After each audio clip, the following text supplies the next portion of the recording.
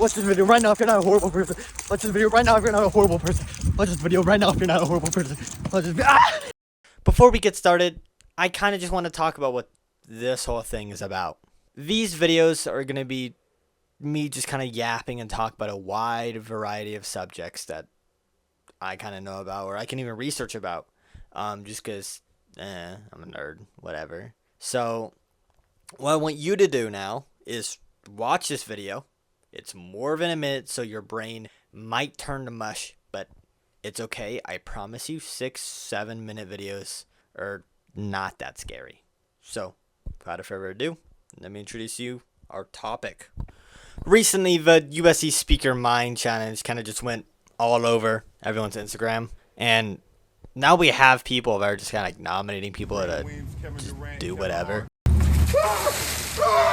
Just too straight bullshit. But that's besides the point. The USC Speaker Mind Challenge was first created just to bring awareness to mental health. I saw people doing that challenge, and they weren't even saying the full name. They weren't saying the real name. They were just kind of saying, I got nominated for Ice Bucket Challenge.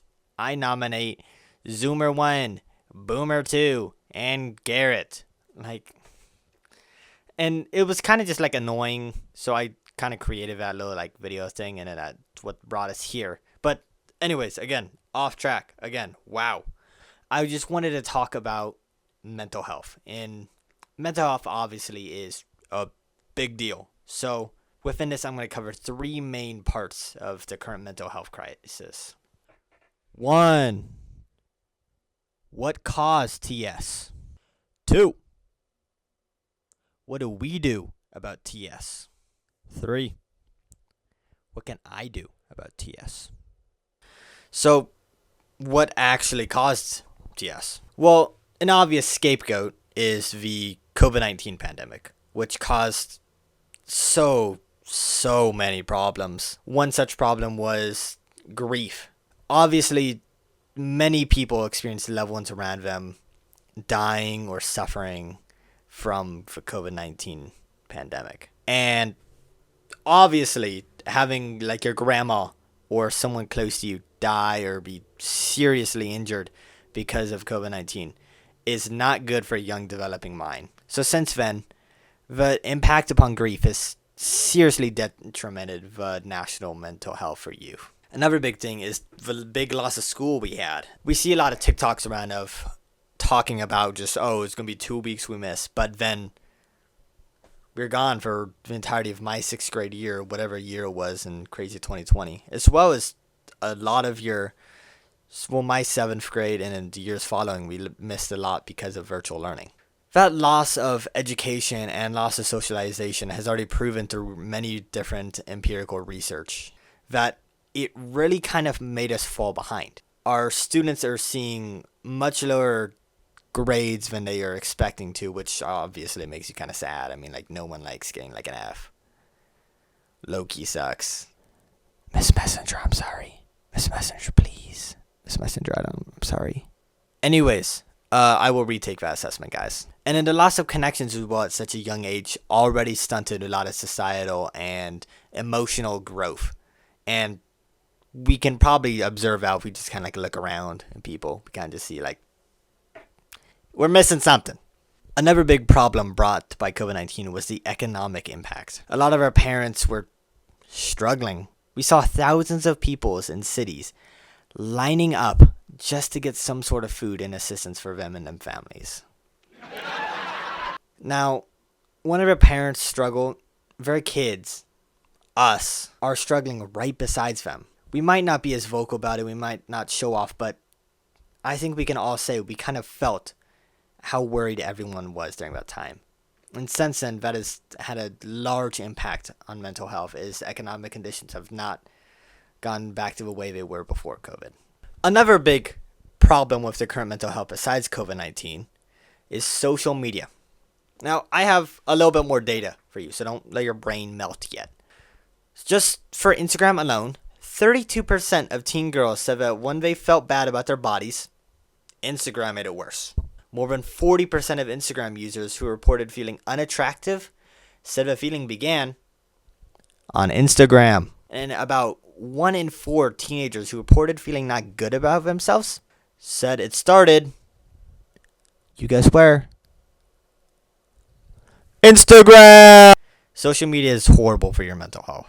Another big issue, which I'm just going to briefly fly over because time, is climate change. We are seeing a youth that is very worried about our future and that is negatively impacting our mental health as a whole. I know that I, on average, will go out and see like two things of just like trash on the road, just driving around, like, man, this sucks. Another big causation of the mental health crisis is the lack of funding. In the United States, 1 in 3 people who need mental assistance actually get it. I have a quote from Bernie Sanders that says, "Despite spending twice as much per capita on healthcare as almost any other major country on earth, our broken and dysfunctional healthcare system allows 85 million Americans to be either uninsured or underinsured. The result is tens of millions of our people not affording the mental health treatments they may desperately need." But those aren't just the only impacts. It's not just youth, it's everywhere. Somewhere over here is a list of jobs that I found within 30 minutes of research that are severely lacking in mental health resources. So that brings up point 2.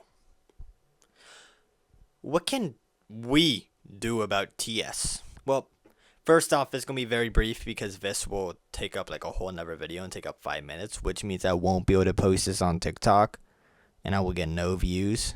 But it is that we need to create a more equal economy that serves everyone instead of being focused on corporate greed, which pushes individuals to push themselves past their limits. And, you